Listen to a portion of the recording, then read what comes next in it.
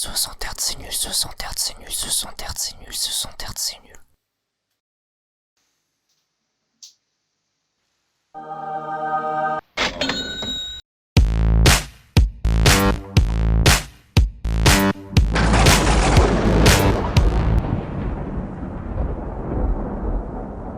Bienvenue dans le labo du Mad Scientist. Aujourd'hui, expérience 01, 120 Hz à 45€.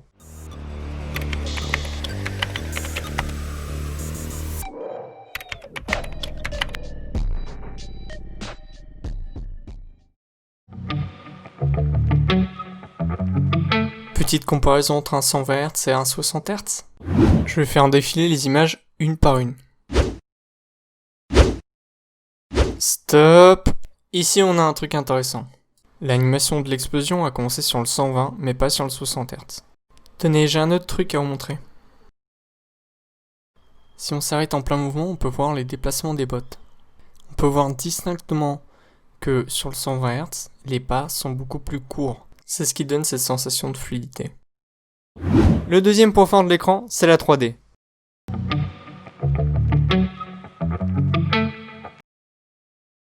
Si vous essayez d'activer la 3D juste en branchant le capteur et les lunettes sur votre PC, ça ne va pas fonctionner.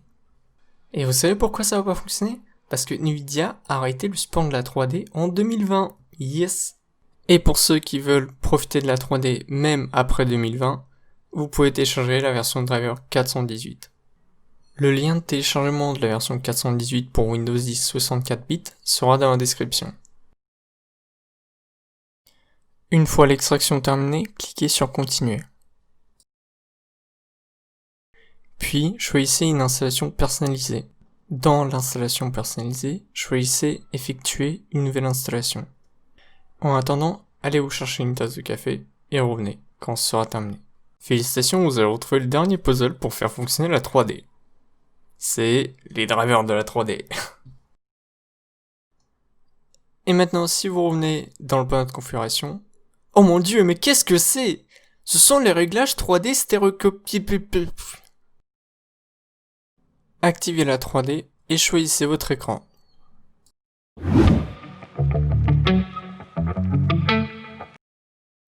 La 3D sans les lunettes ressemble à ça.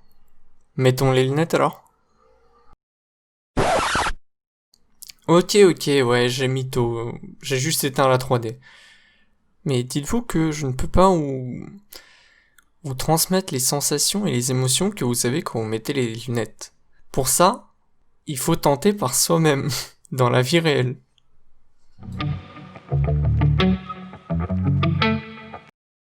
Et maintenant, parlons des points négatifs de l'écran. Point numéro 1, je ressemble à Neo. Non mais, 100% de ressemblance. Hein. Point numéro 2, je peux porter ces lunettes uniquement pendant une demi-heure. Vous savez pourquoi? Vous savez? Je vais vous le dire. Je suis myope, je porte des lunettes, c'est 1. 2, c'est que je porte un casque. Et 3, qui a inventé cette monture? Je vous propose de conclure. Pour ça, on va mettre tous les points positifs et négatifs sur la table et on va juger est-ce qu'il faut prendre cet écran ou pas. Commençons par les atouts. Le 120 Hz, le prix, l'expérience unique que vous aurez quand vous allez tester la 3D pour la première fois. Les points faibles maintenant. L'écran est rare sur le marché, il est vieux, les lunettes sont inconfortables et pour finir, le pied est vraiment nul. Malgré que l'écran a plus de côtés faibles que de côtés forts, les côtés forts compensent carrément le prix.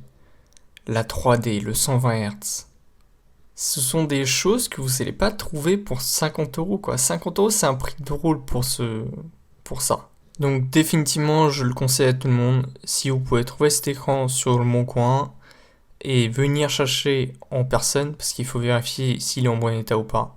S'il est en bon état, prenez-le sans réfléchir.